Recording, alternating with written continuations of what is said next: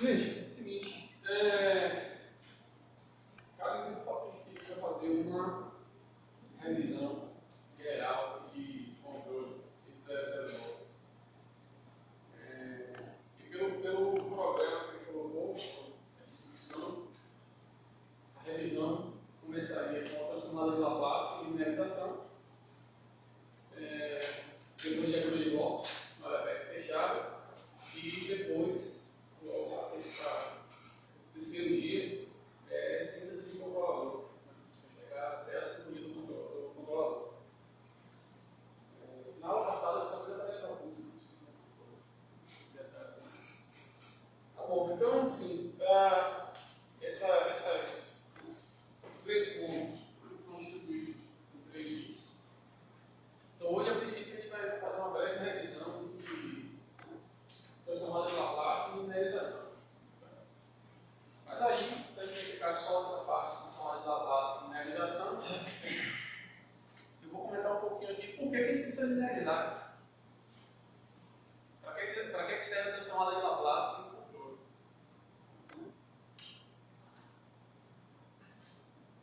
Todo mundo lembra do que é a transformada de Laplace? Alguém não lembra do que é a transformada de Laplace? Não a definição, mas também sabe, de modo geral, o que é a transformada de Laplace? Para que serve a transformada de Laplace?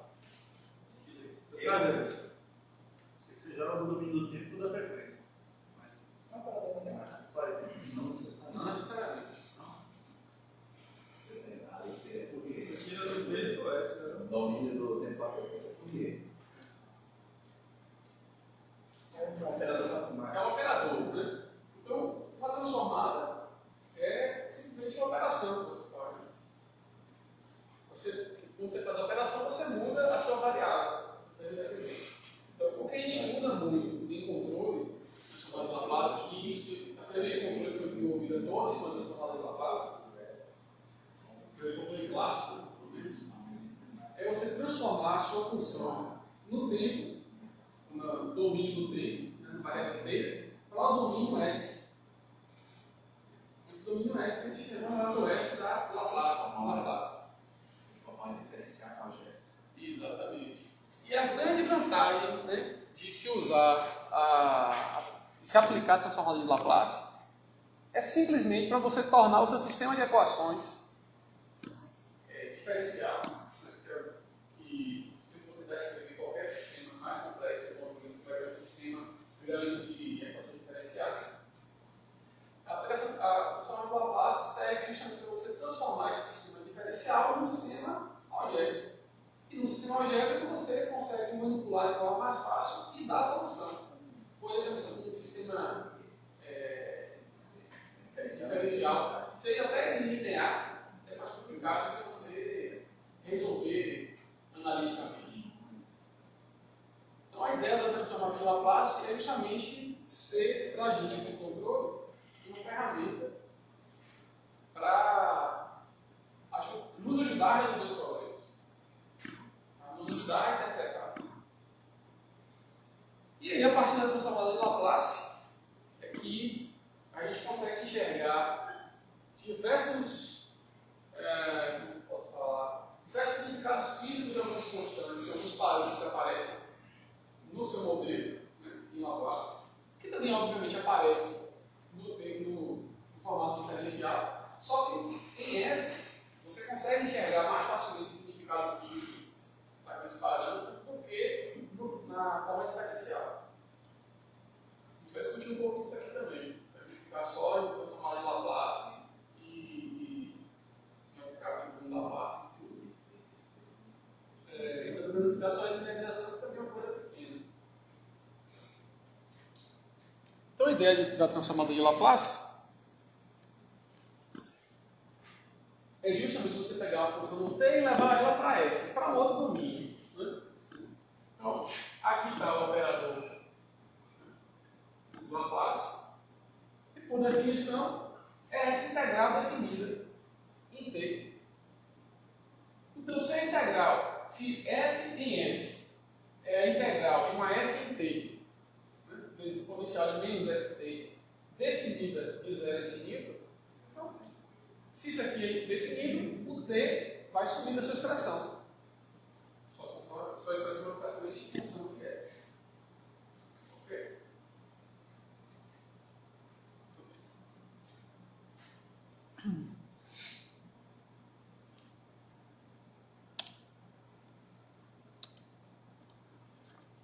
E aqui está a ideia da utilização de Laplace para ente em controle, né? A vantagem de usar Laplace. Os sistemas dinâmicos, eles são representados, né, por um conjunto de equações diferenciais. Certo? Então, pessoal, um reator, você tem, imagina que, isso é bem simples, um reator com volume constante, mas que entra reagente A, reagente B e sai o reagente C. Uma reação não isotérmica. Para você escrever esse sistema todo, no mínimo você vai ter que fazer um balanço molar para o componente A, balanço molar para o componente B e um balanço de energia. No mínimo você vai ter 3 equações diferenciais. E aí você consegue escrever como essas espécies estão variando dentro do reator.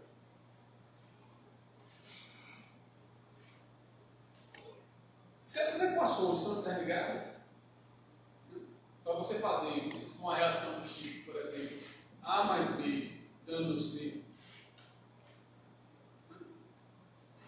a taxa de consumo de A vai ser igual a K, concentração de A, concentração de B. Taxa de consumo de B, K, concentração de A, concentração de B. Se eu subir que é elementar. Então, quando você fizer o balanço de A, você vai analisar todo o A que entra, o A que sai e o A que foi reagido. Quando você botar o A que for botar o termo A que foi reagido, você vai ter a variável B aparecendo na sua equação diferencial. Ou seja, para solucionar a equação diferencial do balanço molar do componente A, você vai precisar saber da concentração do componente B. Certo? Se a concentração do componente B é no meio reacional, não é uma entrada, é uma saída, é uma consequência. Então você não pode especificar. Você tem que calcular. Matematicamente você pode especificar. Não tem sentido físico isso. Então eu preciso do balanço do componente B. Se faz o balanço do componente B, vai ter o A aqui, o B que entra, o B que sai, e a taxa de reação onde aparece A e B. Pô, legal. Quando você resolver essas duas equações, elas têm que ser resolvidas juntas. São duas equações e duas incógnitas. A princípio, tem solução. Só que tem que lembrar que o K, se a reação é isotérmica, o K é função de T. O K é função de T e o valor de energia vai também depender da quantidade de calor liberado, depende da taxa de reação, então a temperatura também vai ser função de A e B. Mas eu só não mais duas equações. Você vai ter mais uma equação. Não, mais uma equação com função de energia e mais uma em bloco. Isso. Então você tem uma dA, né? dt, vai ser uma função de A, B e T. E T, no final das contas, você tem D, B, dt é uma função de A, B e T. E dt também é uma função de 1, 2, 3 de A, B e B. Equações três incógnitas. Se as equações forem independentes, isso aqui resolveria o nosso sistema. Você consegue resolver isso aqui? Analiticamente, não. Analiticamente, não tem solução. A solução do sistema de equações diferenciais, para você resolver ele, o passo, a operação normal, né, é você integrar. Esse é o caminho natural. Você tem a equação diferencial, você tem a solução dela, você integra. Esse é o caminho normal. O caminho normal para esse caso aqui é uma caso bem simples. Você tem que fazer as integrais. É você resolver esse integral analiticamente. Não não tem solução. Você consegue solucionar, não tem até então solução na lista. Aí você parte para a solução numérica. De olha, ruim, curta, né? Qualquer coisa mais numérica. Ah, legal. Aí você tem solução. Você tem solução numérica, então se você tem solução numérica, você só tem dados. Agora, uma questão que me irrita. Quando você parte para puxar um método numérico, ele geralmente vai trabalhar com aproximações. Utilizando o caminho da transformada, a gente evita esse tipo de aproximação, digamos assim. Sim, a solução. É uma solução analítica. É uma solução analítica. Não tem aproximação. Nesse caso aqui, tem outra aproximação. Utilizando. Porque você precisa linearizar. Só por isso. Então, se você fizesse assim, cortar uma série de telo, aí chegava. É igual. Não, mas é a mesma coisa, integral infinita, né? Mas se vocês estão no corte no lugar, fica no linear, então você não resolve. Então, assim, o caminho natural é esse aqui, né? Tem que chegar. Analítico não vai, função numérica. Mas se você vai no numérico, você só tem dados, né? Só tem o formato. Você tem a solução aproximada e essa aproximação, ou a qualidade dessa aproximação, vai depender do seu método numérico.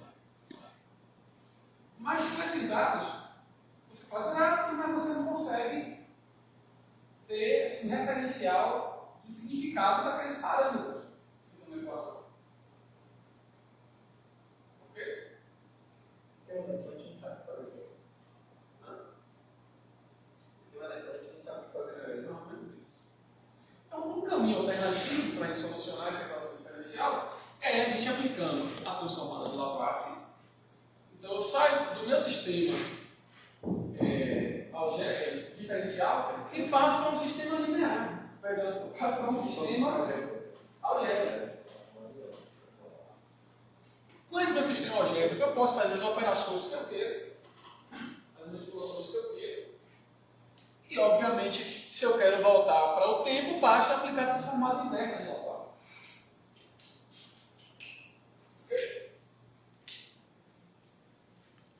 Ficou melhor? Basta aplicar a transformada inversa de Laplace. E se eu faço isso, pô, legal, resolvi a minha equação diferencial. Ou resolvi meu sistema de equações diferenciais. Perfeito? Então essa é a grande jogada, essa é a grande vantagem de se aplicar a transformada em Laplace. Só tem um problema em você fazer isso. É que essa solução só não vai ser aproximada se o seu sistema de equações for linear, já que a transformada de Laplace é um operador linear. Ou seja, se eu tenho funções não lineares, e essa aqui é não linear, já tem aqui o produto de duas funções, vai dar uma função não linear.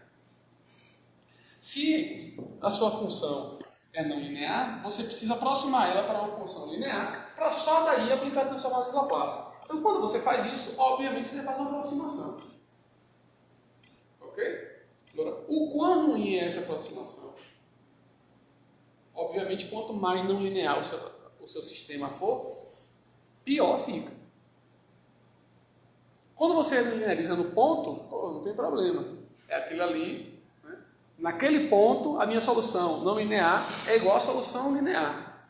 Mas se você se afasta um pouco do ponto, o erro vai aumentando. É isso? Claro, tem? Lembraram? Já pegou o controle? Pegando agora o controle? Já pegou. A ideia de linearização não é só para diferencial, né? Imaginar isso aqui de essa função f de x, o x ao quadrado mais 3x mais 1.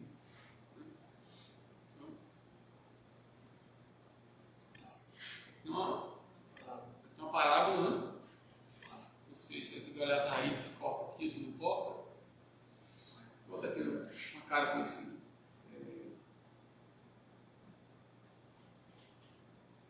1005x mais 6 isso. Corta aqui isso aqui em 2, 3, né?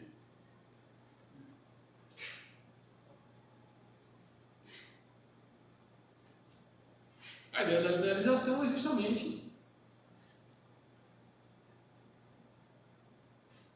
saber quanto vale essa função num dado valor, num dado valor de x. Quanto vale o meu f de x. Então, como é que a gente lineariza a função?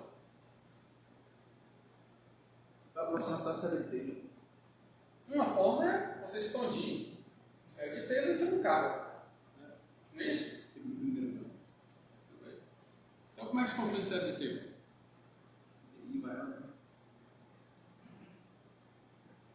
Aproximado igual a soma das derivadas.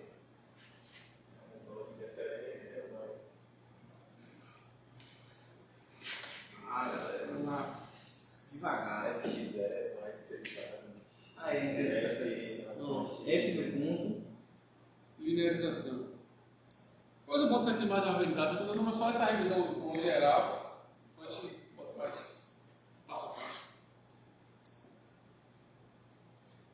Linearização. Expansão de série de Taylor. Expansão de série de Taylor é o seguinte. Eles, dado uma função, eu posso reescrever ela na forma de uma expansão, né? Em série. Então, vai ser uma f de x num ponto, onde eu vou fazer a expansão. Em qual você vai linearizar, né? Exatamente. Mais É o somatório das derivadas. a derivada. Somatório Primeira da derivada. fatorial, somatório da derivada. Então, a derivada de f em relação a x no ponto vezes x menos x zero. Mais 1 sobre 2 fatorial, derivada segunda, dx em x0, vezes x menos x0 ao quadrado. Mais 1 sobre n dn f dx n x0, x menos x0 elevado a n. Aí vocês, tá, grande coisa, você expande a função que é não linear e eu continuo com a não linear. Isso é um número. A função aplicada no ponto é um número. Derivada aplicada no ponto é um número. Vezes x menos x0, x. x0 é um número, mas x é variável. Então eu estou achando a nova f de x. 1 sobre 2 fatorial, segunda derivada aplicada no ponto, é um número. X menos o número ao quadrado vai ficar x ao quadrado. Isso. Voltou a ser não linear. E se eu botar elevado a n, então, o que eu estou fazendo na expansão de série de Taylor nada mais é do que pegando uma função qualquer e reescrevendo ela, ou aproximando ela a um polinômio de ordem n. Sempre a gente tenta fazer uma regressão, um ajuste de coisa, de função, botar com o polinômio lá. Você não sabe qual é o formato da função, mas a princípio você conseguiria um ajuste razoável. Um polinômio de ordem n. Dentro do seu intervalo pode conseguir. Vai fugir, não dá. É porque eu pensei naquela variação não. Aí o que você faz na linearização, então, para tornar isso aqui linear? Trunca. Trunca no segundo termo. Tá aí essa aproximação que se faz com o autor. Então, se eu pego isso aqui, então, minha nova função, vou botar um f bar de x, vai ser igual a f de x0. Eu lembro do início de ponto, vou linearizar. Mais df dx aplicado em x0, x menos x0. df dx, que é a derivada disso aqui. Isso. Fica 2x menos 5. 2x menos 5 em x0. É isso? Então, 2x0 menos 5. Correto? Vezes x menos x0. Ok. Então, isso aqui. Então, digamos que eu quero linearizar aqui nesse ponto. Em 4. Então, eu teria algo assim, né?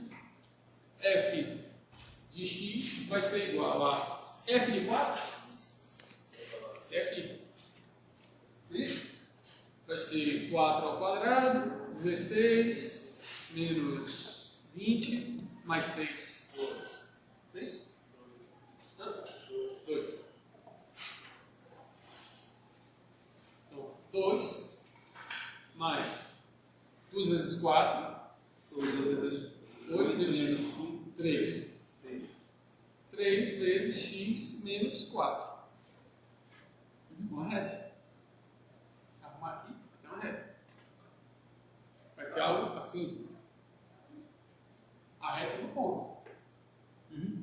Então, minha função linear vai ser 3x menos 12 mais 2 menos 10, não é isso? Pronto. Então, estou pegando essa minha função que é não linear e estou aproximando ela a essa função. Vamos lá. No ponto F4, quanto é? 2. E no ponto F barra 4 é quanto? 2. E tem que ser. Quando você lineariza, no ponto dá o mesmo valor. Não é isso? Tem que dar o mesmo valor. Ok? 2 agora. Pô, e onde é que está a aproximação? Que é problema para controle? Para fazer isso daqui para aqui. O problema é você se afastar desse ponto onde você lineariza. Quanto mais você se afastar, pior. Se você pegar uma radical, por exemplo, já é outra função. Aqui a função está crescendo, aqui a função não está crescendo. Então, certamente, essa aproximação vai ficar absolutamente errada. Isso aqui está, né? Essa reta aqui está crescendo. Se você botar 1, o negócio vai dar um valor negativo. Quando é positivo. Botar um 0 aí dá 6 menos 5 ainda. Se você botar, se fizer em torno do 4 aqui, já vai dar diferente. Botar 3, por exemplo. 3 já vai dar 0. Vamos botar por D. F de 3. Vai dar 9, 15. Aqui dá 0. Ok. É isso que eu vou só conferir se você quer usar isso. 3, 9, dá menos 1. E F barra de 3 dá menos 1. Tá aí. Quanto mais você se afasta do ponto onde você lineariza, pior a sua aproximação. Quanto mais não linear a sua função, pior, porque qualquer afastamento que você der do entorno do ponto que você linearizou, o seu erro vai ficando cada vez maior. Qual a consequência disso?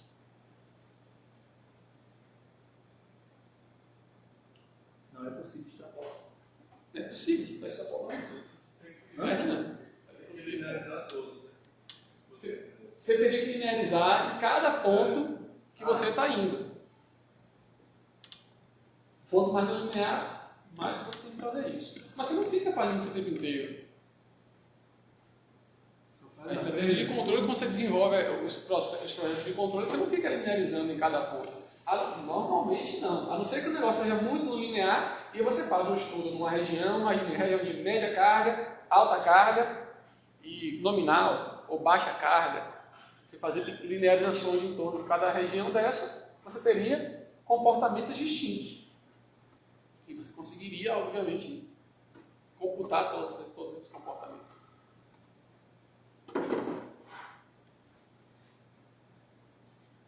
Então, o problema disso aqui, dessa questão da linearidade, de precisar linearizar daqui para aqui, é que quando a gente estiver fazendo um projeto de controle, a gente está tentando controlar algo que é não linear, através de uma metodologia linear.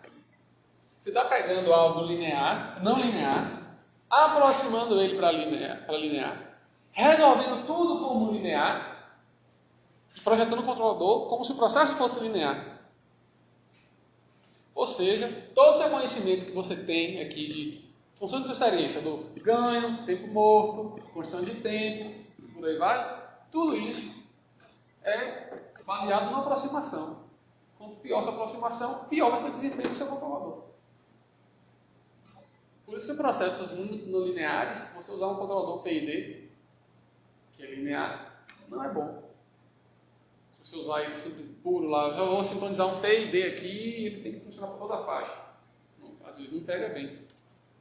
Por isso sempre se usa as diferentes estratégias. Você usar o controlador não linear, ou você torna o seu P e D não linear. Por exemplo, usando sintonia adaptativa. Usar uma sintonia adaptativa é justamente você adequar a sintonia para cada condição de operação. Você está informando ao controlador que naquela nova condição o processo se comporta de uma forma diferente do que era antes.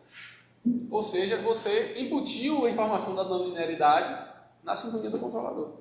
É uma estratégia. Você linearizou em outra área. Ele lineariza em outra região. Entendeu?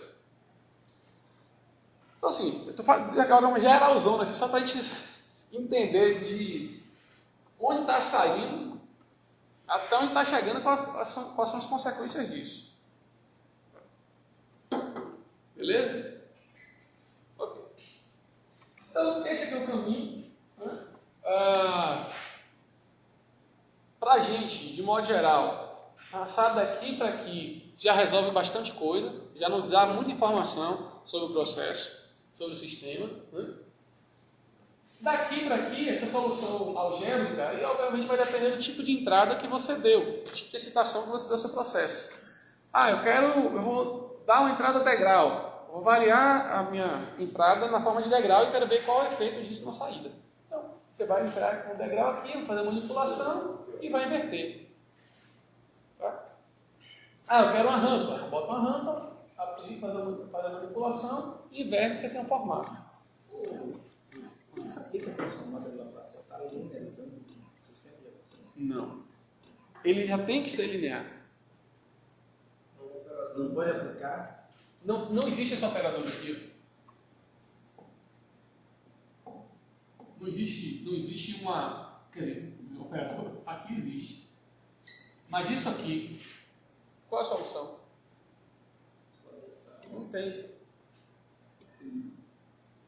Nas propriedades de Laplace, até então, não existe desenvolvida uma propriedade que resolva isso. Se isso aqui for uma constante, aí sim, a constante sai, é uma operação linear, a constante sai e fica Laplace de F2.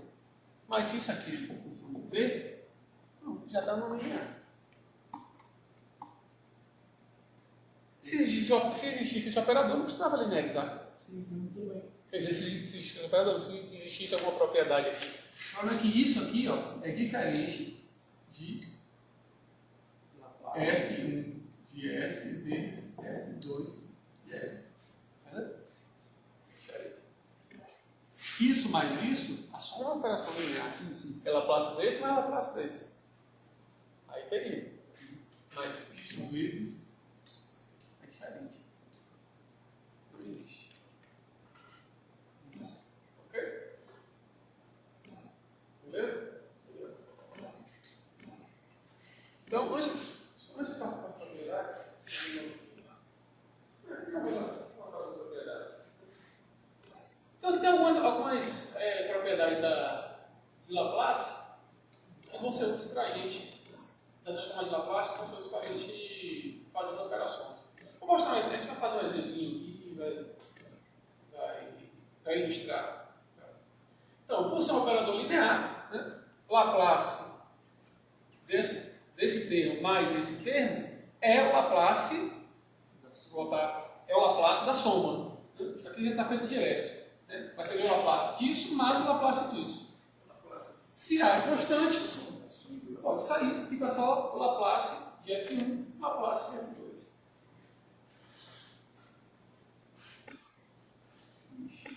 Essa aqui é a parte interessante para a gente. Nós estamos trabalhando com sistemas diferenciais. O nosso objetivo é justamente tirar essas equações da forma diferencial para a forma algébrica e tem aqui as propriedades de Laplace. Laplace da derivada é S, f de S, menos f em zero. Só cuidado com isso aqui, essa nomenclatura, eu não tive no curso, está como zero, É é no ponto de linearização, não é zero. A gente tem uma estratégia que a gente usa aqui para assumir com esse termo. Vocês já usaram em controle. Variável de desvio. A gente vai entender agora por que usa variável de desvio. Se a gente estiver muito devagar, vocês falam para eu dar uma acelerada. Tá bom? Assim, aqui está uma aula para dar uma revisão, então eu estou tentando puxar da memória de vocês as informações que vocês já viram. Então, Laplace da diferença da derivada, né? O que tem que ter cuidado, né? É Laplace de um f, um df minúsculo, t, dt.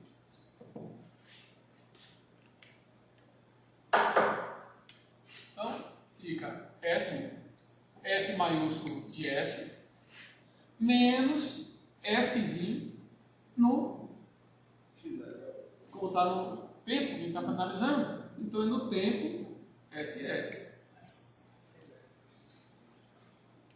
Aqui a gente está falando uma função de x, né? A gente está diferenciando em t, a gente está analisando como é que ele se comporta ao longo do tempo. Então, o seu ponto de linearização é determinado tempo.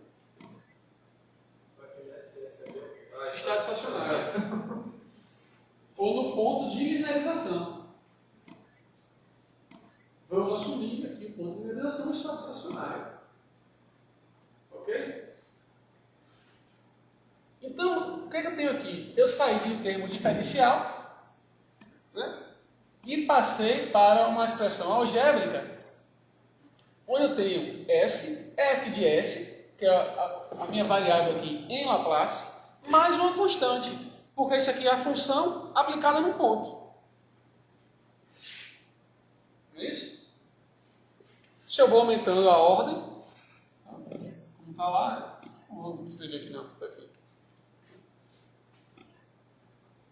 Segunda ordem, S ao quadrado, fs, menos S, f0, ou seja, S vezes um número, menos a derivada no ponto estacionário, um número.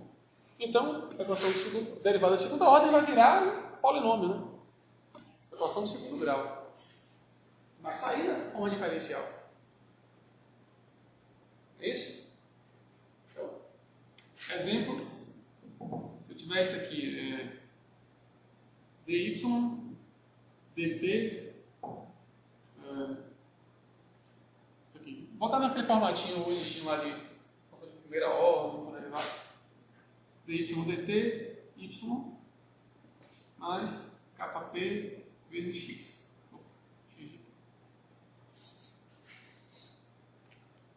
Você tem a variável de estado y, fazendo calculado, e a função da entrada x. Então, o que você tem aqui, na realidade, é um y é igual a uma f de x, não é isso? É isso que você tem aqui. Como é que eu resolvo essa equação? Posso integrar. Joga para um lado, joga para o outro. Né? Agora x é depende de t? X depende de t. Aí você tem que saber como é que x varia com t para eu saber qual é o valor de y. Começa a ficar complicado. E se eu usar a transformada de Laplace, você significa isso. Então, se a gente aplicar a transformada de Laplace aqui, fica como? Tal. Laplace da derivada. S, y, de S. Bota aí para o né? Obrigado. Menos y no estado, no tempo estacionário. Mais y de S igual kp vezes x de S. Vou arrumar. Tal S, YS, mais YS, igual KP, XS, isso aqui passa para lá, né? Mais Y de TSS.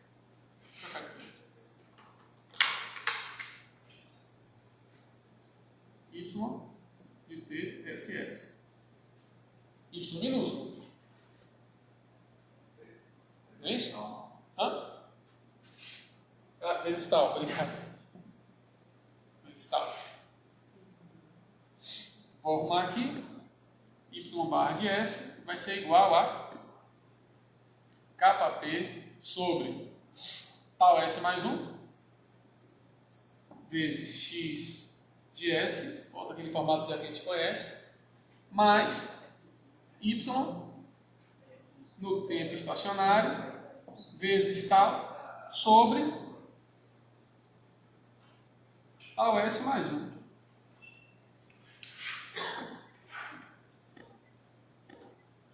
É isso? E aí?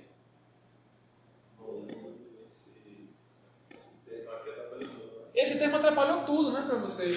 Aqui a gente enxerga o comportamento, a gente já sabe o que é ganho, o que é constante de tempo.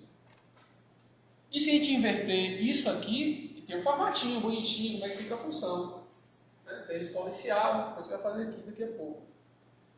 E isso aqui, vou ter que inverter esse troço também. Só que isso aqui não é função de nenhuma entrada, né? Eu preciso, basta saber quem é y no tempo estacionário. Se for zero, ótimo. Porque se for zero, o termo some. Mas se for diferente de zero, o que é bastante comum, imaginar a temperatura. Isso aqui é equação diferencial que representa como é que a temperatura varia com a vazão de vapor. Por exemplo, a temperatura não vai dar zero, né? A não ser que você tenha um sistema criogênico, um lugar que seria muito frio. Mas no dia que isso aqui for zero, aqui no mínimo vai dar temperatura ambiente. Então o estacionário dificilmente vai ser zero, só em um caso muito específico. A gente não pode querer assim, vou ter uma solução só para quando o estado estacionário for zero. Então eu tenho que sumir com isso, ou forçar que isso seja zero. Sumir eu não posso, faz parte daqui. Minha saída é forçar que isso aqui seja zero. E qual a estratégia para forçar que isso aqui seja zero? Uso variável de desvio. Eu tenho que forçar que y de TSS seja zero. Tá claro? Beleza?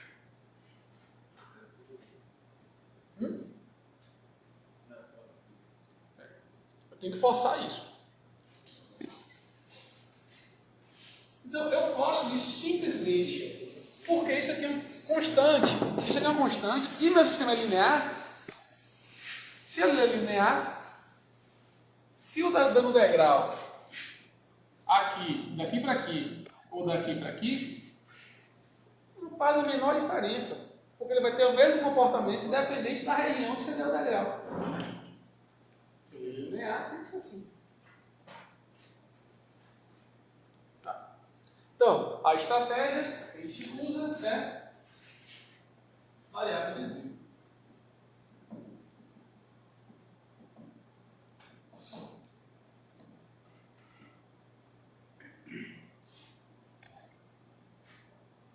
O que é a variável de desvio? É o valor da variável, aí fica uma referência. É o valor da variável menos uma referência. A mesma referência daqui. Então, a variável de desvio é uma definição. Não é isso? Aí depende do livro de cada um chama de uma letra. Eu vou chamar de barra. Então, x barra em T é igual ao x no T menos um x no SS. Ou no tempo estacionário. É isso? Isso é a variável de desvio. Então, antes de aplicar a Laplace, o que é que a gente faz? desvio. Então a gente, ao invés de aplicar Laplace na função, a gente aplica Laplace no desvio, na função em desvio. Porque você garante que isso aqui some. Deixa eu ver agora. Tá claro por que a gente faz isso? Então, por definição, variável de desvio é isso. Então, dado aquela mesma função, né? dy dt, tal dy dt, tal dy dt, mais y, vou botar aqui, né? Igual kp vezes x de t. Eu tenho minha função no t, não é isso? Como é que eu faço para achar o desvio? Subtrai essa do estado estacionário. Então, no estado estacionário, eu vou ter tal dyss dt mais yss igual kp x ss. Eu peguei o estacionário? Sim, tudo bem. Aqui é zero, né? O diferencial é zero. Mas vou deixar isso dessa forma para a gente ficar fácil de enxergar o desvio. O que é desvio? Essa menos essa. Então é 1 menos 2. Fazendo 1 menos 2. Tal, evidência. D y de t menos yss mais y de t menos yss igual kp x de t menos xss.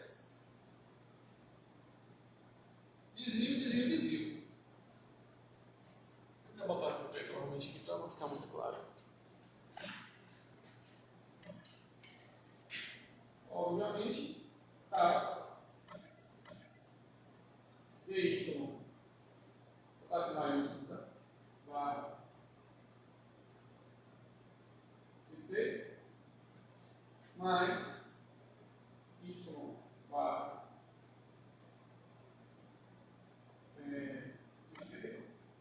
Igual kp x barra dt. Ok? Posso aplicar Laplace? Vai ficar dy barra mesmo ali, visto que tem uma parcela que é zero. É exatamente a mesma coisa. Vou botar aqui em cima do botão. Vou botar aqui nesse canto de cá. Não, eu estou dizendo o seguinte, no SS o dy SS dt não é zero?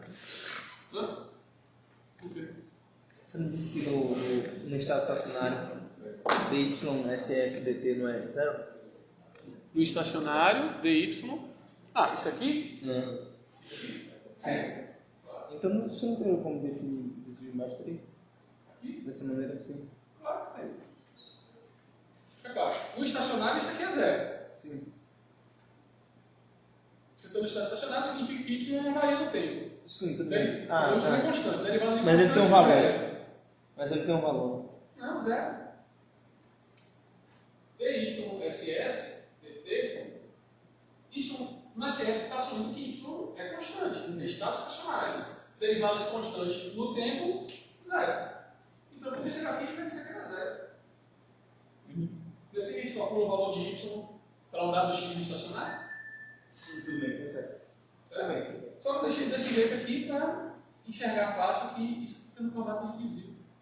Então, para enxergar a derivada, a ação de você vai ver a mesma coisa. A propriedade da derivada da ação. Ah, você vai aplicar a derivada aqui em cima também? Porque você aplica o d do desvio é igual ao dx. Derivada aqui, derivada aqui, derivada aqui. Derivada de uma constante. Não, tudo bem.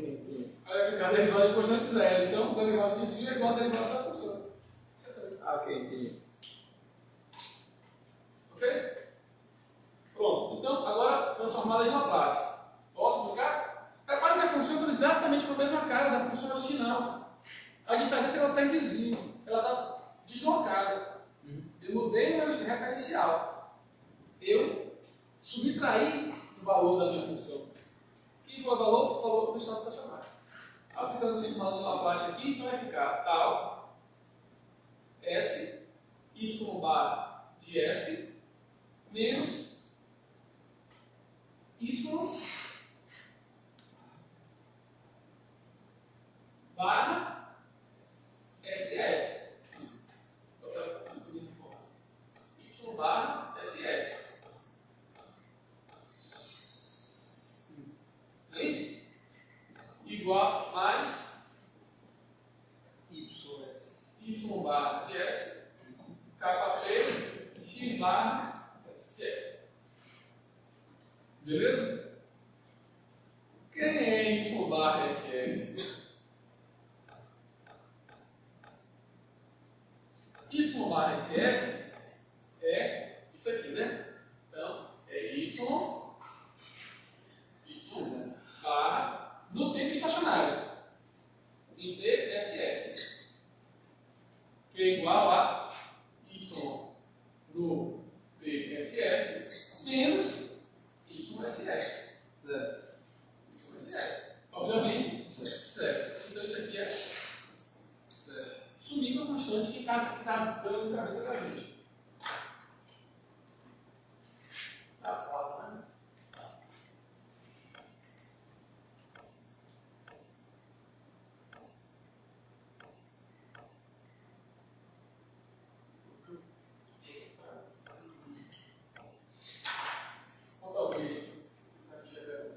Vamos ver, gente.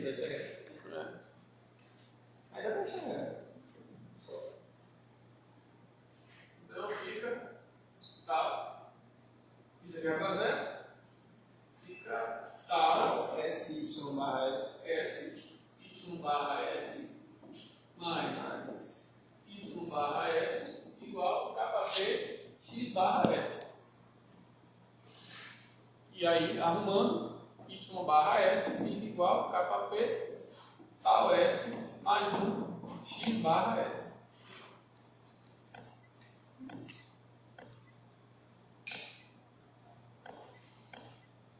E aí, a gente subiu com aquela constante inconveniente.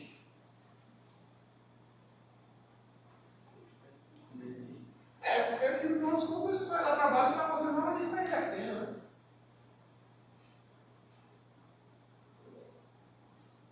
É necessário. Se a função é linear, você pode transladar da forma que você quiser. Isso aqui que a gente estudou lá em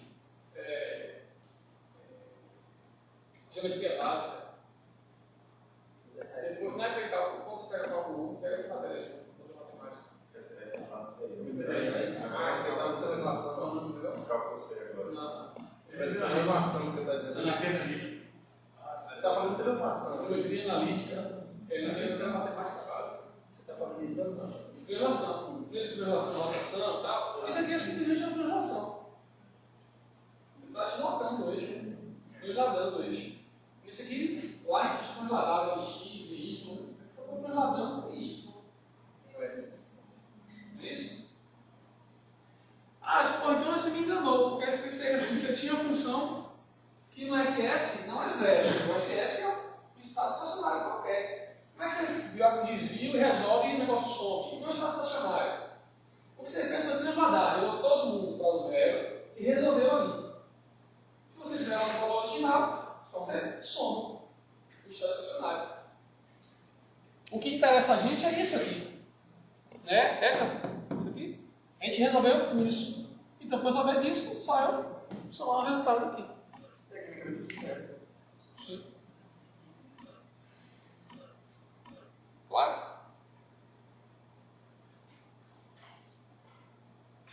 Pronto.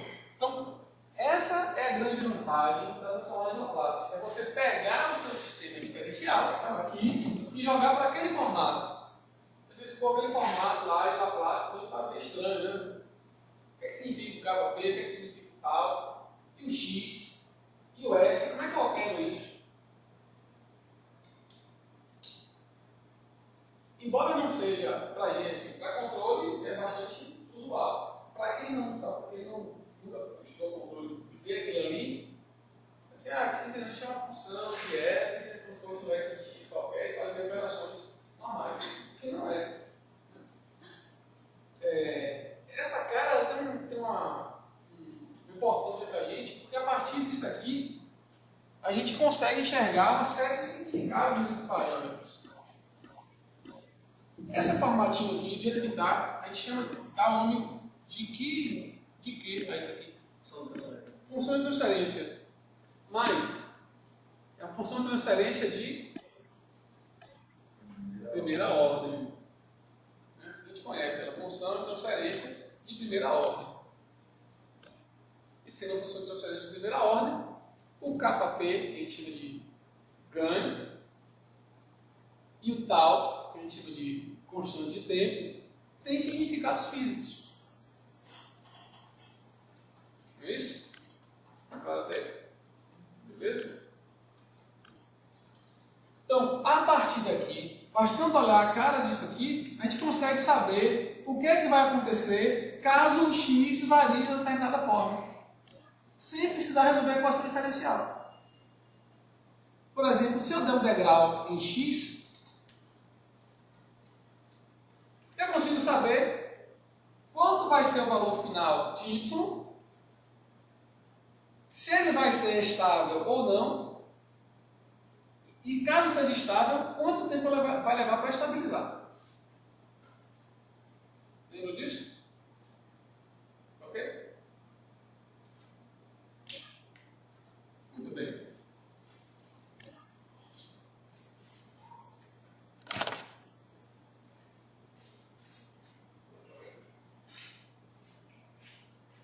Quer copiar alguma coisa aí? Esse também não sabe. É porque se for um curso compacto, dá para ter que fazer uma aula inteira só, pega um pouquinho de cada coisa nos slides, aí faz contas.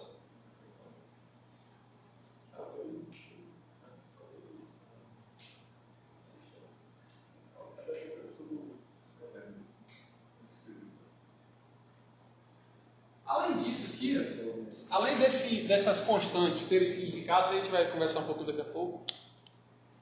Vou mostrar formalmente como é a linearização e mostrar um exemplo.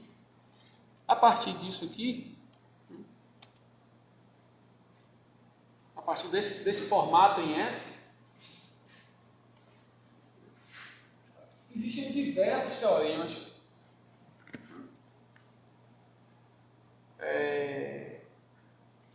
que nos auxiliam na manipulação e interpretação dessas informações. Vou passar todos, mas tem uns interessantes. Por exemplo, o teorema da translação do tempo. Que a gente usa para representar o tempo morto, o tempo de atraso na resposta. Então, a função do tempo, que a gente representa dessa forma aqui, o tempo morto, no atraso, ela em Laplace fica exponencial de menos S tempo morto vezes a sua própria função em S. Lembra do meu formato, a função de transferência de primeira ordem do tempo morto? É exatamente kp tal S sobre tal S mais 1 vezes exponencial de menos S vezes o tempo morto. O tempo morto em si é esse termo aqui, que representa essa translação. Isso aqui, obviamente, é solucionado para resolver a integral. Está deduzido aqui. Vai ser resolver a integral definida pela definição de Laplace.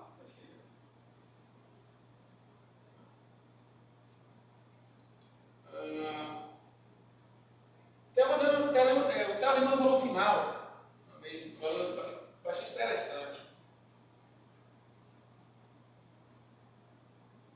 Se a gente aplicar o teorema do valor final aqui, nessa função nossa, você lembra o que significa o teorema do valor final? O que é que diz para você?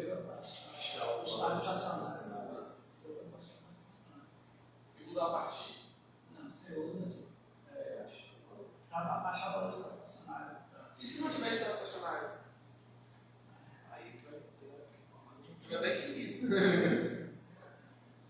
O teorema do valor final ele diz quanto a sua função estará no tempo infinito, no valor final. Você faz a análise quando o tempo tende infinito ou S tende a zero. Sem precisar resolver a equação diferencial, eu consigo saber qual vai ser o valor final da minha variável de estado, okay? Aplicando a análise em T, não na forma diferencial, mas na forma algébrica, ou em S. Para mim, vai capa P e X. Vai fazendo. Teorema do valor final.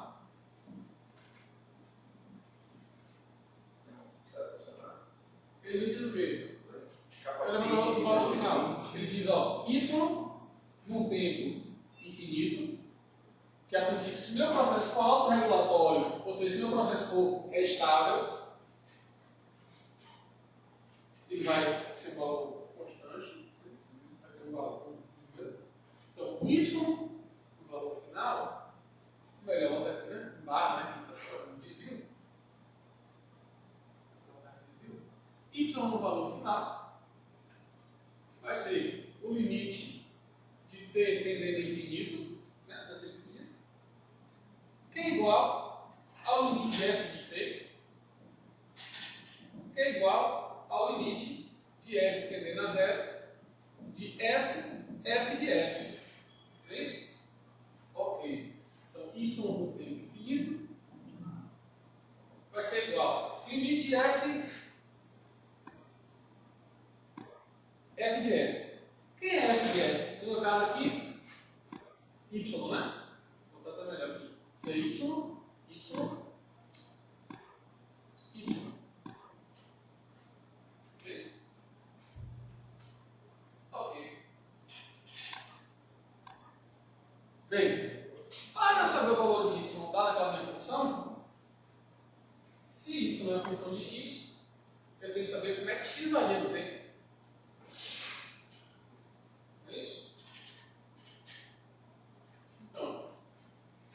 Se assumir que x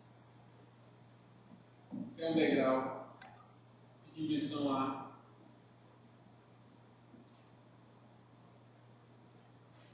essa função aqui descontínua, né? É x. Lembra disso? Degrau? Isso aqui é f de x, né? E f de t x vai ser um número, lá zero. Se o par t menor ou igual a um número, né? E vai ser a para um t maior do que esse número. Função descontínua. Em Laplace, é isso. Então, se x for isso, então vai ficar S vezes kp sobre tal S mais 1 vezes o x. A sobre S. Ok? Corta. Aplica o limite aqui. Tal vezes 0. 0 mais 1. Kp vezes A sobre 1. Kp vezes A. Ou seja, se eu der um degrau de dimensão A,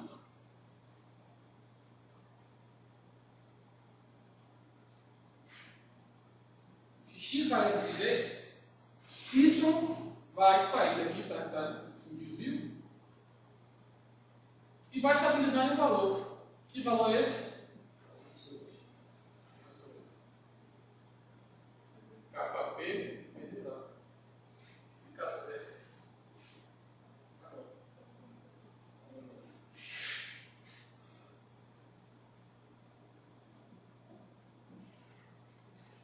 Ok? Se perdeu aí? Não. Esse valor de A é quando T está no estacionário. X de T estacionário. Por quê?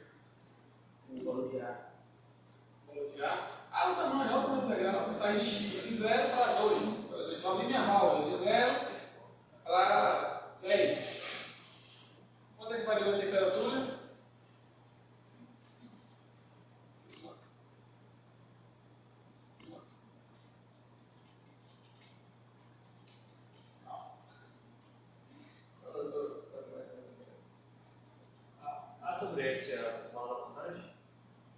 É, Nas tabelas tem um tal de é o que isso? rapaz, isso aí é a tabela que eu não quero ver essa tabela do corrida, não. Ele coloca lá sempre um.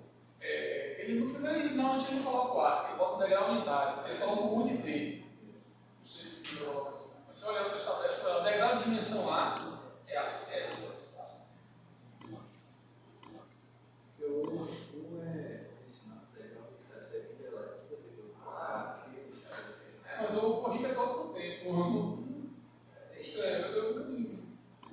Foi claro que eu vi o correr que coloca.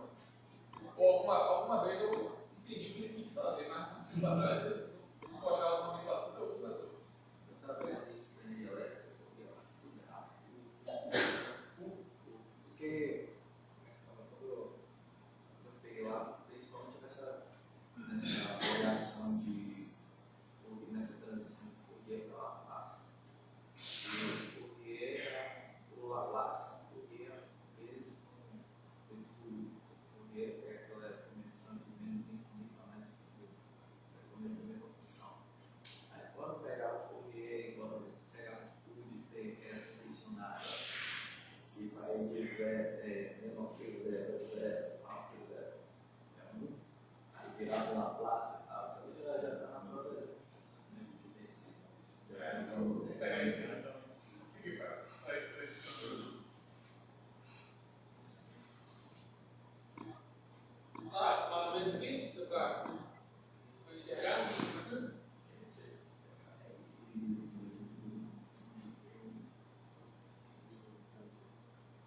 Tá. Então vamos mostrar só Vou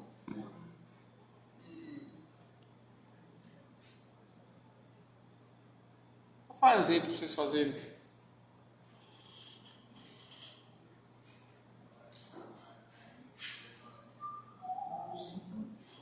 Vou apagar isso aqui, tá?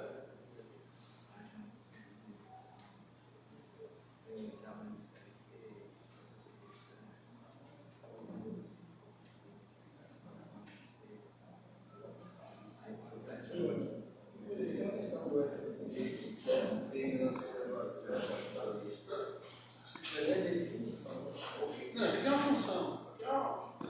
Vou definir aqui, ó. Dada essa função em T, é uma função integral. É uma função desse x. Imagina aqui o eixo aqui, né? Não, tudo bem. O eixo aqui. Em determinado tempo T0, ou tempo θ, sei lá, botar aqui um tempo qualquer. Tempo θ qualquer. Até o tempo θ, a função tem um valor. A partir dali a função tem outro valor. É uma função descontínua. Isso aqui, se você aplicar a Laplace nessa função aqui, nessa função de Laplace, você vai chegar aqui. Estava imaginando que vocês tivessem feito as coisas. É claro, você que não é FT, se é FT, aplica a transformada de Laplace nessa FT. Nessa aqui não. Vai chegar nisso aqui. Ah, sim. Entendi.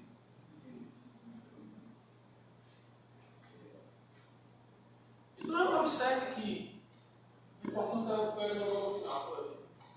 A gente conseguiu saber qual é o valor de y. Simples da resolver a equação diferencial.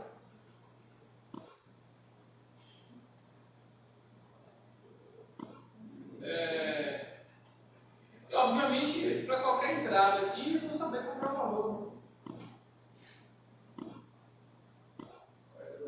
Se precisar até resolver os integrais.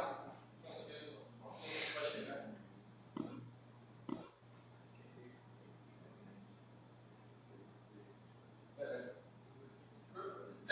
Acha a função de transferência da EDO.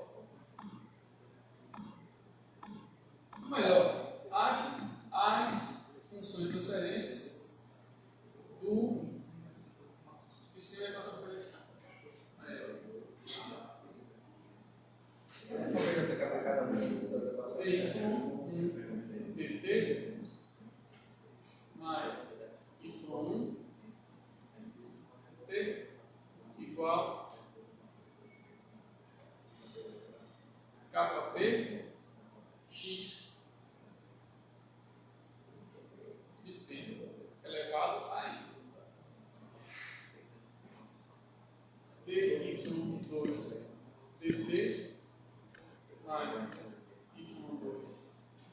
T igual y1 T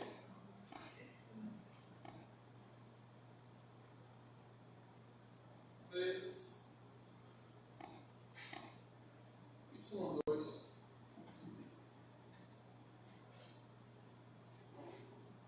Acha os números de referência.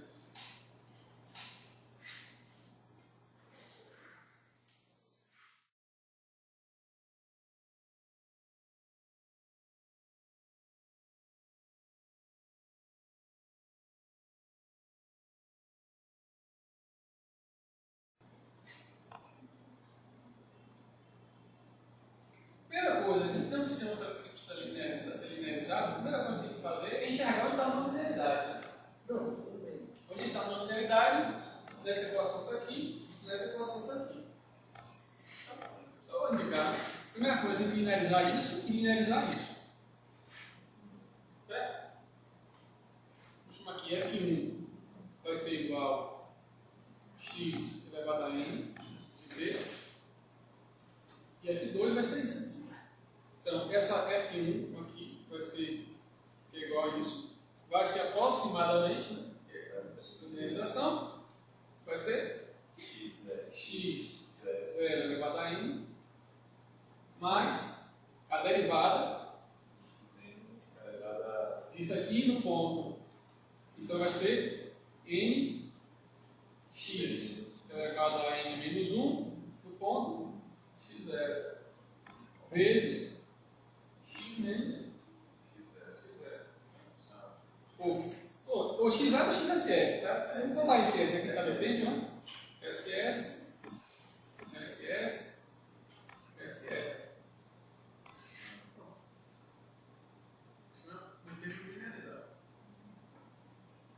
E quem é F2? Então vai ser y1 de t vezes y2 de t, que é aproximadamente y1 SS, y2 SS, mais Aí, a derivada disso aí é y2 vezes y menos y1 SS.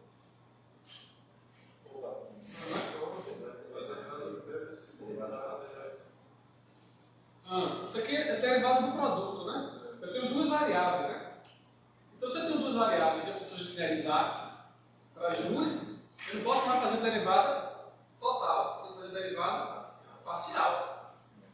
Então, isso aqui vai ser meu F2SS mais derivada de F2 em relação a Y1 no estado estacionário vezes Y1 menos Y1 SS mais derivada parcial de F2 em relação a Y2 no SS vezes Y2 menos Y2 SS. Essa é a forma geral da linearização. Claro? Eu vou apagar isso aqui e escrever a forma geral de linearizar funções. Apagador.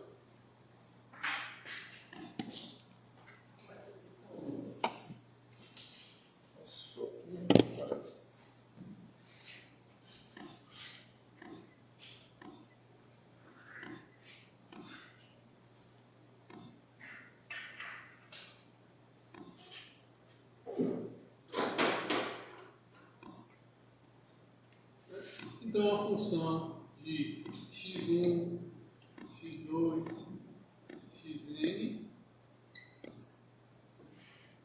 n variáveis, ela vai ser igual a, ela vai ser aproximadamente, né, f no SS, ou seja, essa é a função toda no SS, mais a derivada dessa função em relação a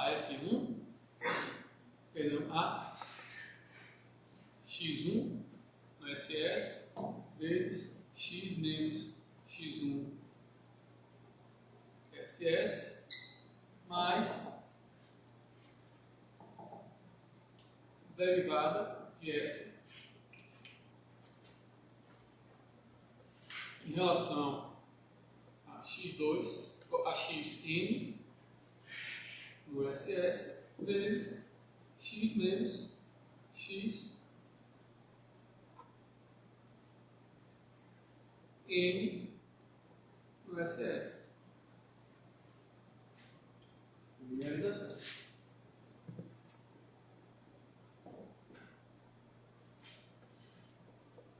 Até por aqui dá para ver que no ponto a sua função linearizada tem que ter o mesmo valor da função linearizada. Porque se você aplica o ponto, se seu ponto é o SS, né, que é o ponto que você linearizou, todos esses termos aqui vão ser zero. Ou seja, sua função linearizada vai dar igual à própria função do SS. Quanto mais você se afasta, o valor vai se afastando porque esses termos aqui estão contribuindo.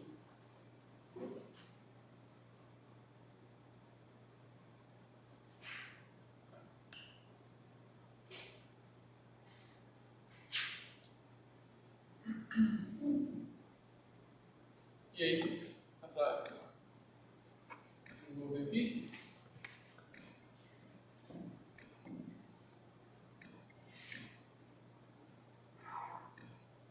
Como é que fica, né? dy1 dt mais y1 dt igual kp vezes isso aqui tudo. Ok? Então,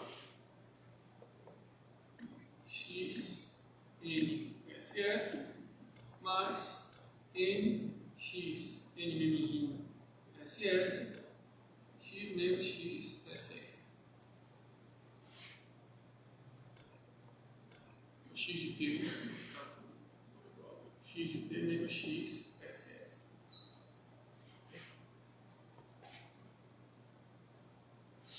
E a outra equação, dy2 dt igual a mais y2 de t igual isso aqui. Então vai ficar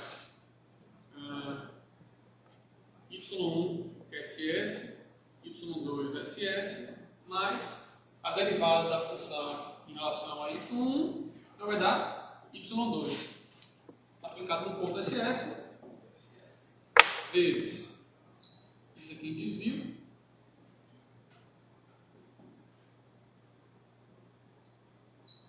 mais a derivada em relação a y2, vai dar y1 ss, y2 de t menos y2 ss.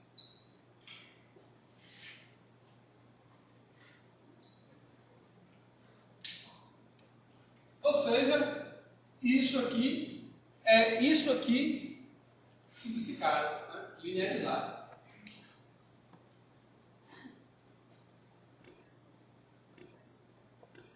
Posso aplicar o desvio e daí aplicar a classe. É isso? Então, em desvio, como é que fica? Eu tenho que pegar essa função daqui e subtrair dela no SS e pegar essa aqui e subtrair dela no SS. Desvio. Isso menos ele no SS vai ficar dy1 barra dt. Mais esse aqui no SS, esse menos ele no SS, y1 barra de t igual kp vezes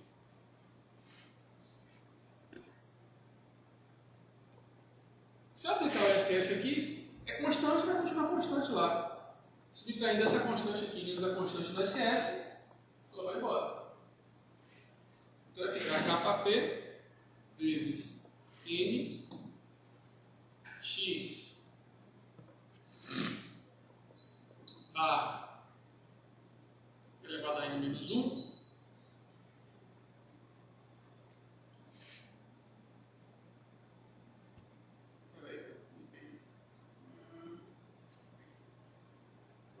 Ali dentro já é isso.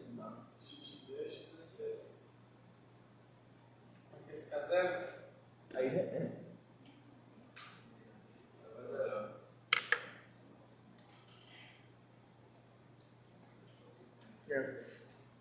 Pois é.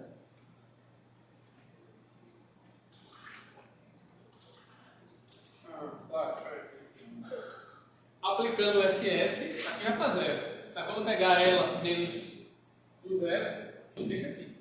Hã? Repara. Pega isso aqui e aplica o SS. Vai ficar Ah, sim, tá certo. DT SS. Não. Mais Y1 SS. Não é isso? Igual a KP vezes isso. SS elevado a N. Mais 0, porque isso aqui, aplicado a SS, é 0. Sim. Desvia o quê? É isso menos isso. Uhum. Isso menos isso, daqui. Isso menos isso, daqui. Uhum. Isso menos isso, vai embora. Ok. Isso menos isso. Então é KP vezes isso aqui vezes isso aqui. Então, isso aqui é a própria definição de desvio.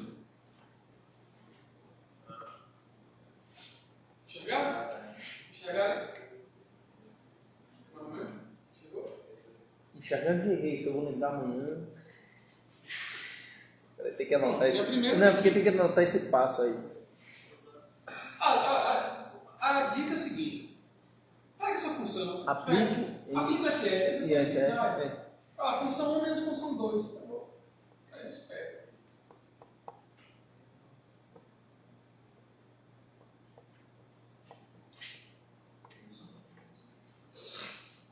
Na segunda vai ficar dy barra dt igual a mais y2 barra igual. Vamos pegar agora mentalmente a primeira coisa. Vamos aplicar o SS aqui. Vai ficar y2ss, derivado, né? y2ss. y2ss. Sim. Essa constante, e aqui 0 e 0. Uhum. Então, Essa a constante nova função sai. que é D, derivada do SS, tudo aqui no SS é constante e 0. Uhum. Então, eu vou pegar agora essa função aqui e subtrair Sim. dessa que a gente Vai criou aqui. sumir a primeira e fica essas duas Então, partes. vai ficar essa menos ela no SS, Isso. isso aqui. Uhum. Esse menos ele no SS, Isso a aí. função de desvio está aqui. Esse aí menos ele mesmo. Esse zero. menos ele mesmo, Zero. corta.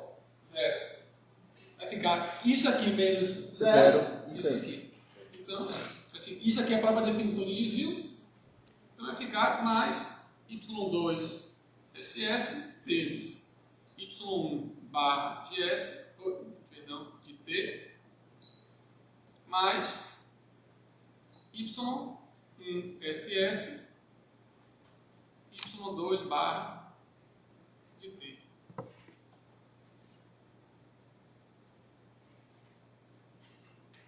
Ok? Mistério agora aí para aplicar Laplace? Tem, né? Ó, eu tenho o derivado, a variável, uma constante, KP constante, N, que é o termo constante, XSS constante, é o X no estado estacionário, e menos 1 constante, então fica com constante vezes X variável no tempo. Chama essa constante de KP barra. Então você vai ter isso aqui. Y barra, aplicando a transformada em Laplace, não é isso? Y1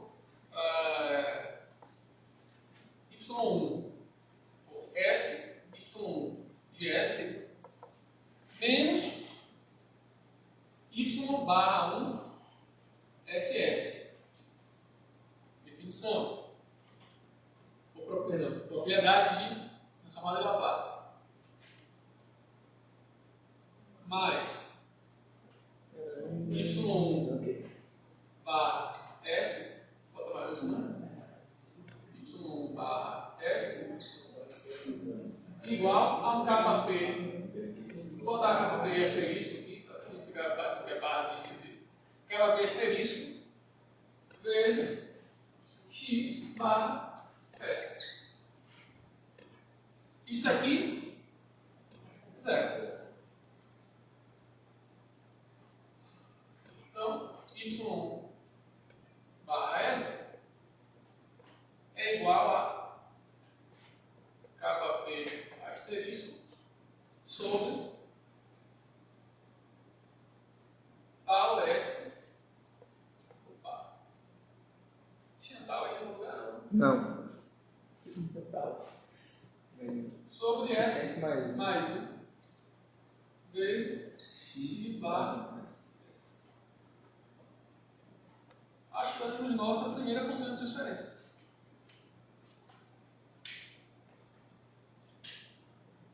Para achar a segunda, a mesma coisa. Só que nesse caso, y2 depende de y1. Então você vai achar que y2 é uma função de y1, que é função de x, então y2 é uma função de x. Você pode substituir aquela solução aí dentro, não? Quando a gente aplicar dentro? Pode. Agora não, né? Porque na IS. Não, claro. Depois você aplicar assim. Aplica a transformada aí e substitui para ficar com a solução. Na outra fica S, S, y2 barra y2 barra S, S mais y, mais perdão, menos, né? Y2 2SS SS igual barra mais Y barra Y2 barra S S igual. Aí vem as constantes, né? Y é constante. Então, vai vir aqui Y2 SS vezes Y1 barra de S mais Y1 SS vezes Y2 barra S. Isso aqui é zero. O resto é arrumação. Aí você vai substituir aí. Você paga isso aqui, passa para cá, vai ficar Y.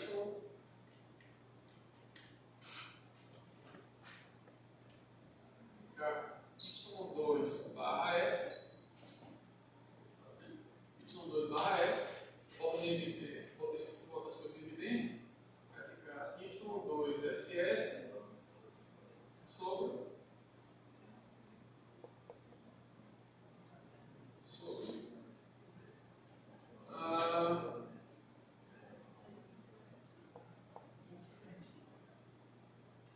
Vixe, aí. S mais 1 mais Y1 SS. Menos.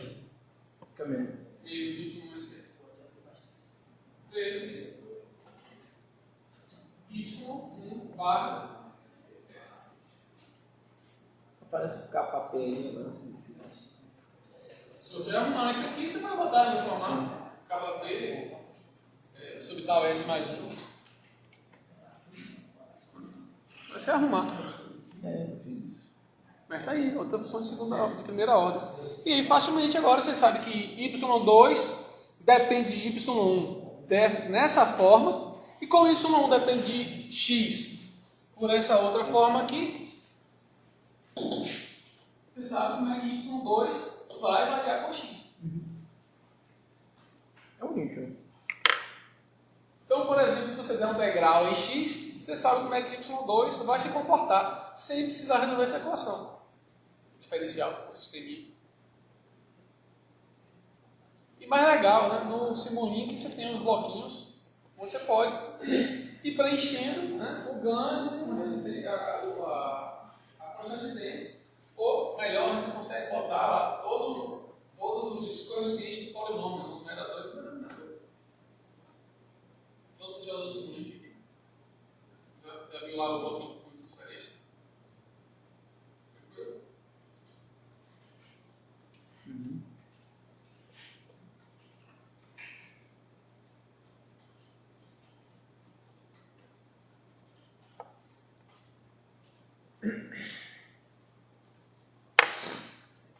Então, um slide legal.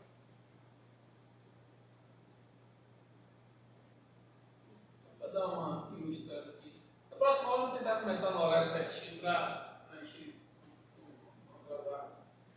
Deve ser devagar na aula.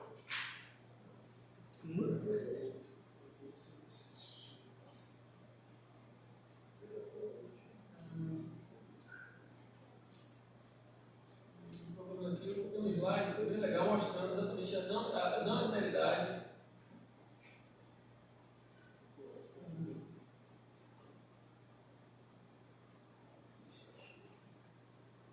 Escola de verão, né?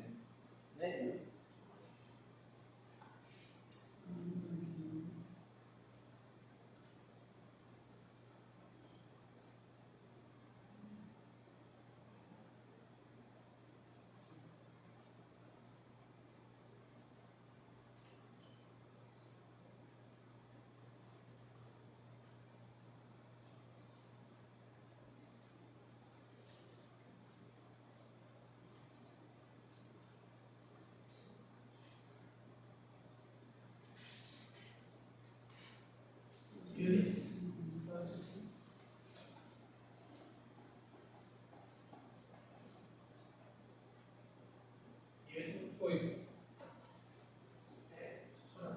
Eu só aula mostra isso aqui.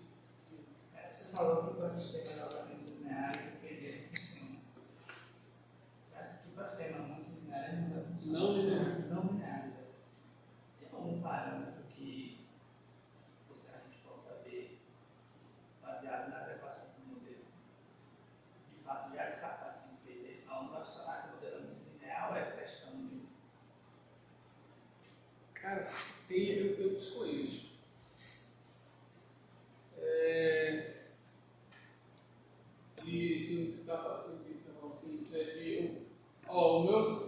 O meu sistema é não linear. Né? Assim, ó, vou tentar sintonizar com o PID. Qual o limite aqui que eu vou conseguir? O limite de não linearidade que eu vou conseguir aplicar com o PID? Precisa ver alguma coisa assim.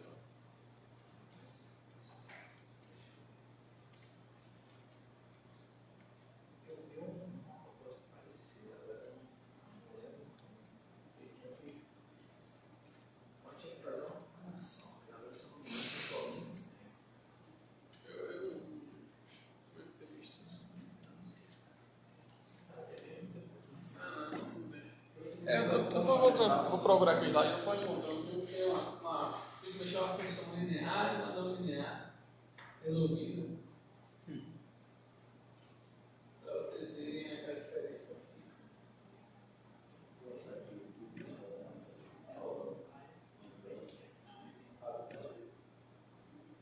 Mas tudo bem. Até aqui, beleza? Agora repare o seguinte.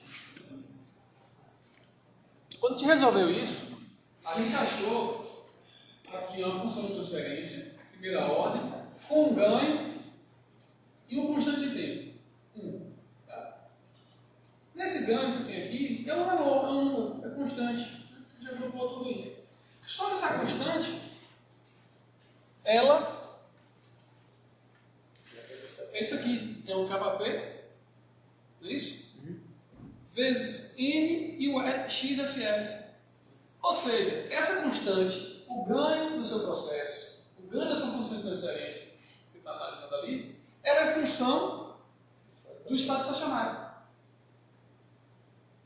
Ou seja, ela é função do valor onde você linearizou a sua função. Mas aqui é a função até desse N, né, que é o termo, que é a potência lá que dá a linearidade da função. Então, o que acontece quando você vai fazer um projeto de controle? Peguei um processo que é não linear. Vou botar no controlador, projetar naquela região onde eu achei a minha função de transferência. Então eu vou ajustar o meu controlador com base naquele ganho, naquela constante de tempo, naquela constante de tempo que está ali. Ok?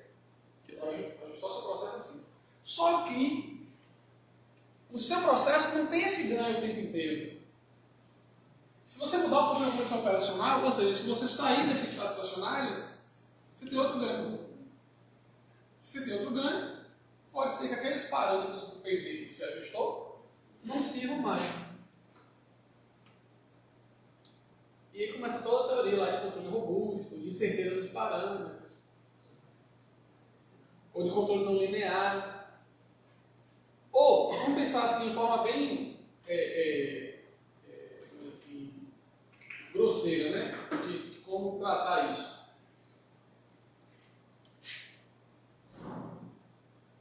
Esse XSS, imagina isso aqui é um reator, um tanque, qualquer coisa, você fez o balanço de massa, balanço de energia, linearizou, então você sabe como foi esse número. Certo? Você sabe quanto é esse número aqui. Então, você sabe isso, você sabe quem é o ganho. Ok? Agora, imagine que você mudou sua condição operacional. Se você mudou a condição operacional, você está em outra região, você teria um outro estado estacionário. Então, você teria um outro X, teria um outro ganho. Com esse outro ganho, você poderia calcular um novo parâmetro do controlador. E aí, mudei a condição. Outro X, outro ganho, outro conjunto de parâmetros para o controlador. Isso a gente falando só de ganho. Se tiver função assim, só substituir. Se eu tiver uma função assim, é só substituir. Você pode estabelecer uma relação entre ganho e função estacionária. E se eu sei como é que calculo o ganho, como é que calculo os parâmetros do controlador a partir do ganho, eu posso também programar, né, como é que a sintonia do meu controlador vai mudar de acordo com a mudança do processo. Isso é o princípio do controle adaptativo. Você tornou o seu controlador, que é linear, num controlador não linear, de uma forma bastante artificial. Entendeu? E o que a gente faz assim imagine, essa aqui é uma forma de a gente achar a função de transferência. Na planta, uma forma bastante comum é você dar degraus. Né? Um processo químico, você dá uma série de degraus, acha a função de transferência e sintoniza o controlador. Obviamente, se você der o degrau em média carga e plena carga, os ganhos de constante de tempo não são diferentes. Certo? E aí, você sintoniza o controlador usando qual? Média carga e plena carga? Ou a média? Bota os dois.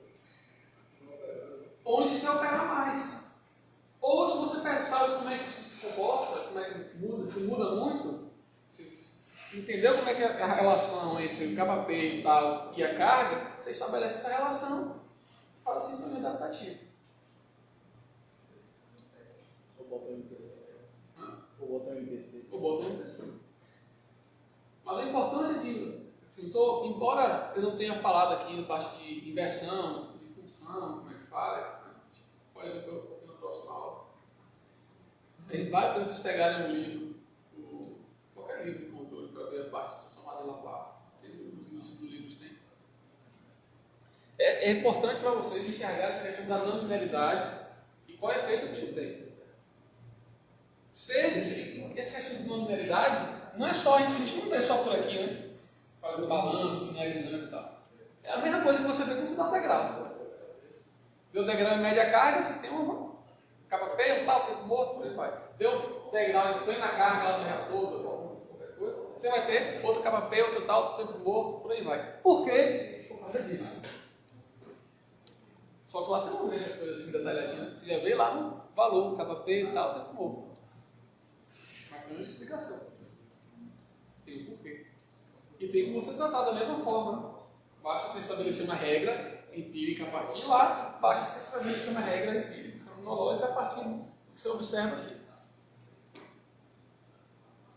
Beleza? Tranquilo? Então, tem uma questão. Olhem no enunciado, aí vocês fazem em casa. Uma questão da. Posso mandar por e-mail também?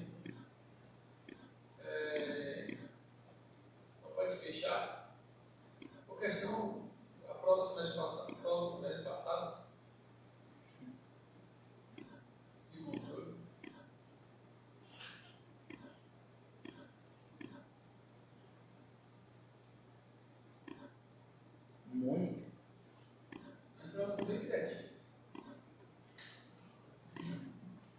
Essa é a questão aqui.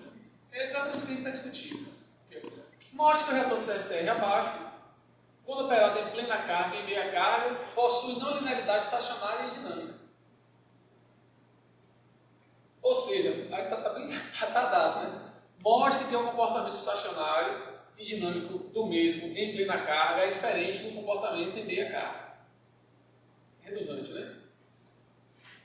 Então, faça uma avaliação julgando se os parâmetros encontrados para o modelo do processo nessas duas condições são condizentes com o significado físico esperado.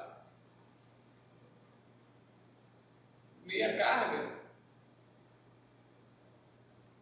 não significa meio tanque, não. Tá?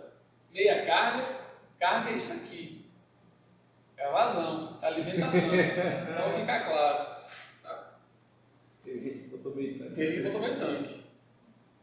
Então, assim, significado físico, né? Vamos imaginar que esse volume está constante, tá ok? Vamos supor que ele está constante, para meia carga, para o meio está constante e igual, seja para meia carga ou plena carga. Então, imagine que isso aqui estou com uma carga estacionária, eu dei 1 litro por hora. Certo? Meia carga significa meio litro por hora entrando no reator. O volume não é o mesmo? É. Bom, o volume é o mesmo. Se a carga está pela metade, o tempo de residência aqui vai aumentar ou vai diminuir em meia carga?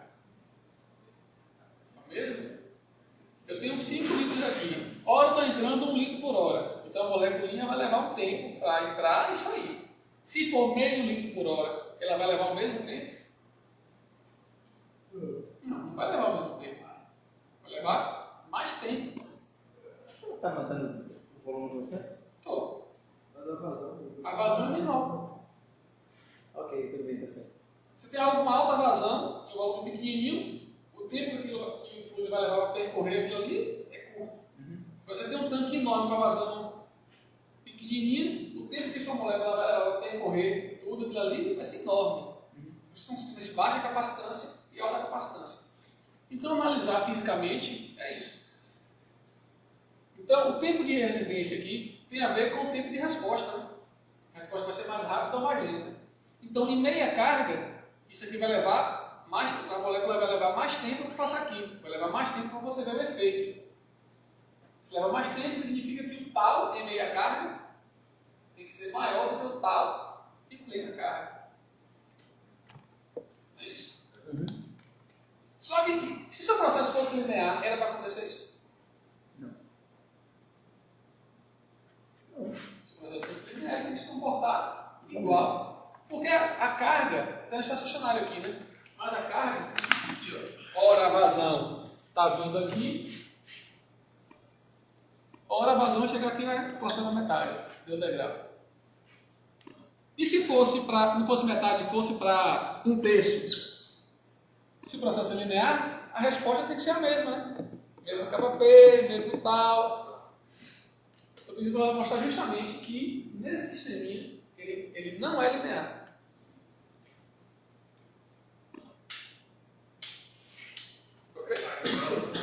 Consideração da saída em função da. A função da transferência aí seria. É a função de transferência do processo todo. Aí tem a entrada, vazão, concentração. Tem a saída, vazão, concentração. Como o volume é constante, as vazões são iguais. Então você vai achar a função de transferência para calcular a concentração. Isso foi a prova, né? Foi a questão da prova. A de cima do quê? Governo Cebolinha, né? Aí o que acontece? Você vai calcular, você vai perceber que o ganho em plena carga é um valor, o ganho em média carga é outro valor. A função que vai dar no linear. Quando você linearizar, se você linearizar no ponto de plena carga, você tem um capa estreito. Se for um ponto de meia carga, você tem outro capa estreito. Já viu a não linearidade estacionária e vai ter a mesma coisa, uma não linearidade dinâmica no tal. É fácil em casa, hein? É um CSTR assim, ó. CSTR, entra A e sai B, isotérmico. Basta botar aqui os valores de estados estacionários e as dimensões. Fácil aí para a gente fazer, discutir na próxima aula. Ou se vocês querem, vocês mandam, eu mando primeiro. Escreva um e-mail para mim. Feliz, eu não sei dessa aí. Eu mando logo agora. Melhor. Ah, não, a gente tá ruim. Não tem rede funcionando.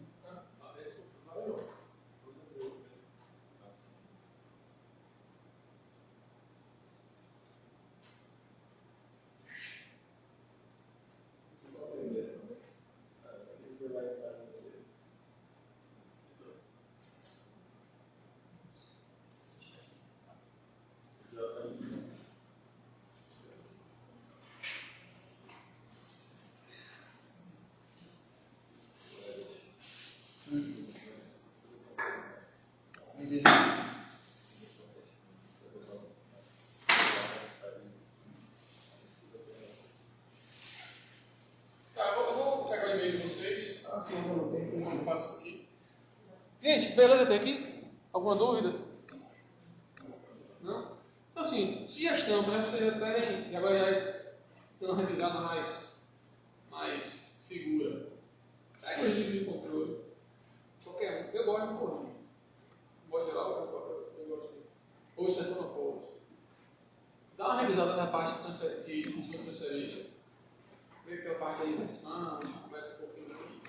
E pega a função de transferência de primeira e segunda ordem.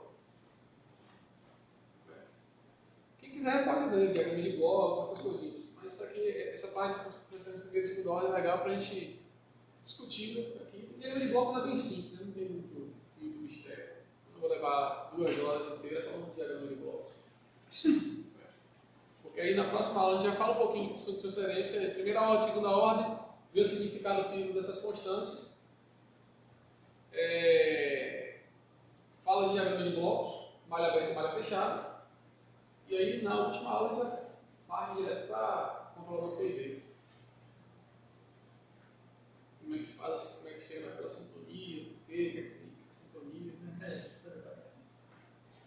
Estava discutindo com a minha de trabalho aqui, para você fazer uma boa sintonia, você tem que ter um modelo, né? Sim. Que o cara discutiu aqui ontem com a gente que para você rigorosamente sintonizar um controlador, você não precisa de modelo, você pode jogar qualquer parâmetro. Mas para fazer uma boa sintonia, Para fazer boa você sintonia. precisa ter um modelo do processo. Cara, não é que você precisa. Aí aí ele falou, não, mas quando a gente às vezes coloca o parâmetro, a gente coloca o parâmetro numa faixa razoável. Aí como é que eu descubro um negócio desse? Olha só. O modelo vai ficar bom e ele falar que vai botar o parâmetro numa faixa boa. É isso. Eu já vi muita malha funcionando, funciona até bem na tentativa dele. Ela vai tentando aqui e dali. A questão é, você não vai colocar valores aleatórios. Você coloca valores dentro de contexto, não é maluquice. Por exemplo, você sabe que a constante, alguns métodos, vamos lá, a ação integral está diretamente ligada à dinâmica do processo, ao tal. Você sabe que quanto maior a ação integral, mais oscilante o processo fica. Elas são mais agressivas. Você tem diversas técnicas de você ir ajustando, né, com base no seu conhecimento do processo. Se para você fazer uma sintonia boa, você obrigatoriamente deve desse modelo, esse mundo faz não está funcionando. Porque a maioria dos caras não usa método nenhum, o cara não tentando. Olha, ajuste daqui e ajuste dali. Você ter um modelo aumenta a sua chance de ter uma sintonia boa. Essa é a diferença. E te dá a possibilidade de ser mais assertivo na sintonia. Não é obrigado. É diferente do controle preditivo. Né? No preditivo você precisa do modelo. No controlador prender você não precisa de modelo. Estamos vendo aqui como é que se faz para, digamos assim, sintonizar controladores quando você não tem dados no estoque. Você tem necessariamente que fazer os testes para poder sintonizar depois? Não está falando, vai tentando. Tentativa e erro. Hoje não, hoje vai ser junto com a aula de instrumentação. lá em cima, sabe o professor Walter. Que é o mesmo assunto que ele é. Você não precisa ter modelo de nada, nem dados. Quando você vai partir uma planta, por exemplo, você bota o quê? Você vai partir a planta, você não sabe, e aí? Botar um lá. Você, a princípio, Você faz o balanço, tem uma ideia de dinâmica e põe lá. Se não, vai tentando.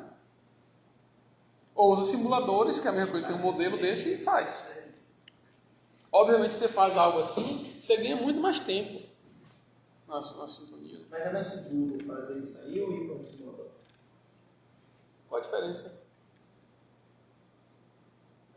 Sei lá. No simulador, você vai ter isso aqui implementado.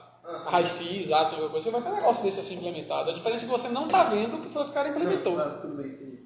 Então, quer um dia mais seguro? Cara, não sei. Se eu confiar no simulador, se eu souber o que tem lá, eu prefiro usar o simulador, porque dá tudo pronto e tem, obviamente, mais ferramentas e modelos mais rigorosos, né, implementados. Eu não vou ficar implementando equação de estado, né, modelos de mistura e por aí vai, funções de transferência de massa. Não vou. Se está implementado eu confio, eu uso o simulador. Assim, tem uma planta. Eu posso gerar dados. Gero os dados, faço o modelo. A partir do modelo você sintoniza. Eu tenho minha planta, mas não consigo ter os dados. Lá, mede, mas não consigo botar isso na planilha, fazer um gráfico, uma coisa assim. Você vai ter que ficar olhando e ajustando. Com base no seu sentimento em relação ao processo. É complicado. O esforço é muito maior. Geralmente, quando é importante, você consegue usar. Sim, não, quando é importante, cara, mede tudo, passa os dados e tal. Se não. Ou às vezes é importante, os caras não dão devido importância. Beleza? Para não passar tanto mais o tempo, me dê e-mail de vocês.